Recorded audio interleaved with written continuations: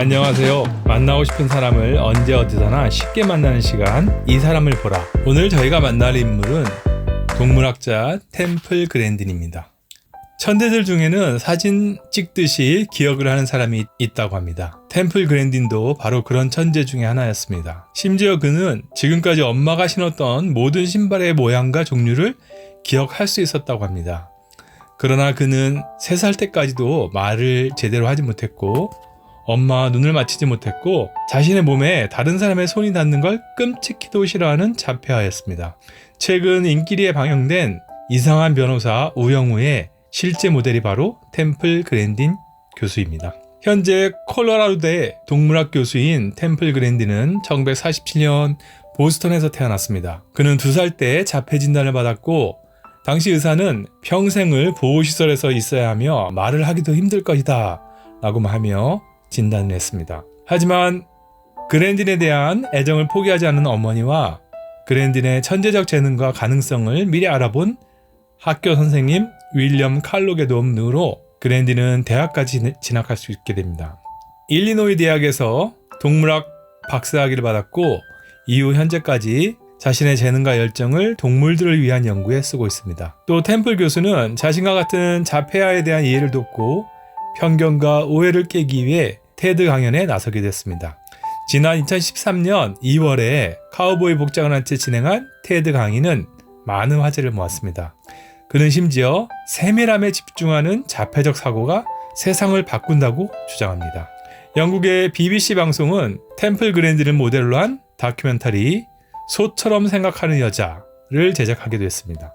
또 템플 그랜딘은 2010년 세계에 큰 영향력을 끼친 사람을 뽑는 타임지가 선정한 100인 중 1명으로 뽑히기도 했습니다.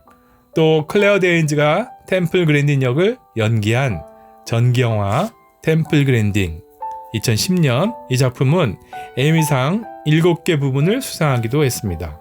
우리나라에서 템플 그랜딘과 관련된 출간된 책자로는 김영사에서 출간된 어느 자폐인 이야기 박경희 옮김 1997년과 2005년에 나온 양철북 출판사에서 나는 그림으로 생각한다 자폐인의 내면 세계에 관한 모든 것 홍한별 옮긴이 있고 샘터에서 나온 동물과의 대화 권도승 옮김 등이 있습니다.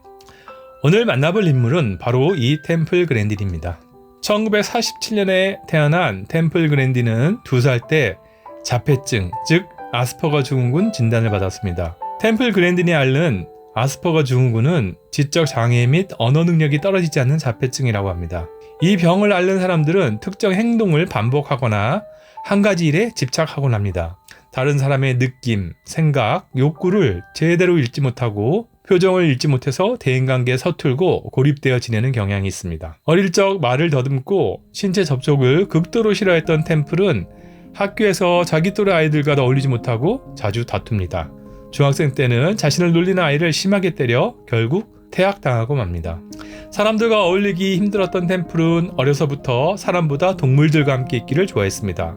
여름방학에 축산업이 발달한 곳에 살던 이모집을 방문한 이후 템플은 소에 많은 관심을 갖게 됩니다. 소에게 주사를 놓거나 거세할 때 소가 움직이지 못하도록 가두는 틀을 스퀴즈 머신이라고 하는데 템플은 소들이 이 틀에서 오히려 편안해하고 심리적으로 안정된다는 것을 발견합니다. 심지어 자신도 이 틀에 갇혀 있으면 소처럼 편안함을 느낍니다. 그래서 대학 기숙사에서도 이 틀을 설치하고 불안 증세가 있을 때마다 이 속에서 갇혀서 안정을 취하곤 했는데 이를 본 룸메이트는 기겁을 하고 템플은 결국 이른바 또라이로 소문이 나고 대학에서는 템플의 이 스퀴즈 머신을 강제로 내다 버립니다. 하지만 템플은 포기하지 않았고 이 스퀴즈 틀을 개량한 새로운 버전을 제작해서 다른 학생들에게도 사용을 권하게 됩니다. 템플은 더 나아가 실험을 통해서 이 고정틀 속에 들어가 있으면 사람들이 심리적으로 편안함을 느낄 수 있다는 과학 논문을 발표하기까지 합니다.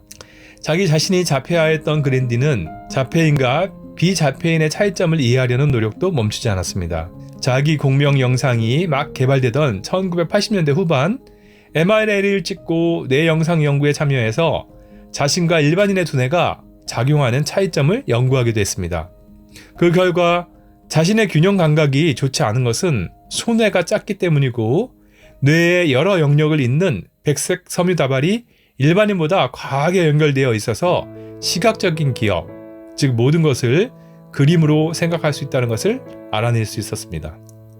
가장 가까이에서 소를 관찰하고 소처럼 생각하고 소의 사고방식을 잘 이해할 수 있었던 템플은 수년간 실험과 관찰을 통해 소들이 편안하게 목욕할 수 있는 시설을 개발하기도 합니다. 또 소들이 불안과 공포를 느끼지 않고 도살장에 갈 수 있도록 인도주의적 도축장도 개발합니다.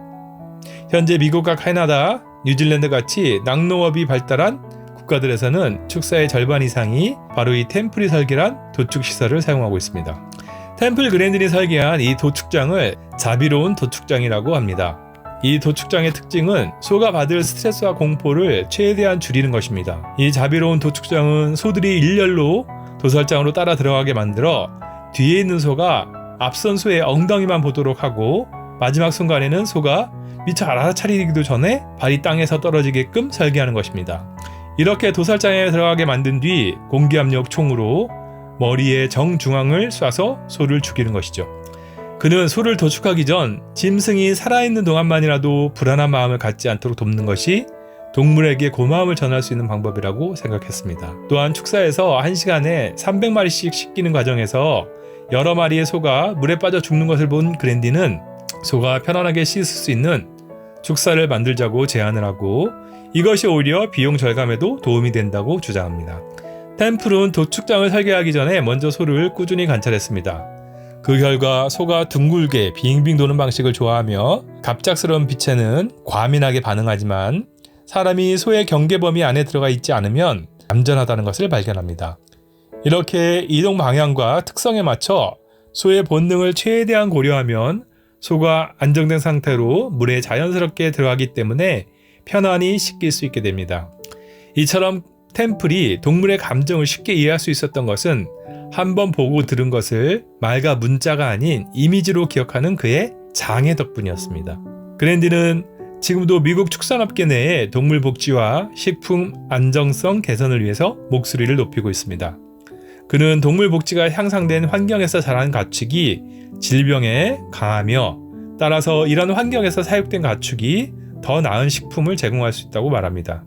사람보다 동물을 더 잘 이해했던 동물학자이자 자폐를 단순한 장애가 아니라 탁월한 능력으로 달리보았던 템플 그랜디는 자폐아에 대한 이해가 그리 깊지 않았던 시대에 한계와 편견을 뛰어넘은 사람이었습니다. 그럼 이상으로 만나고 싶은 사람을 언제 어디서나 쉽게 만나는 시간, 오늘 동물학자 템플 그랜딘 교수 편을 모두 마치도록 하겠습니다. 감사합니다.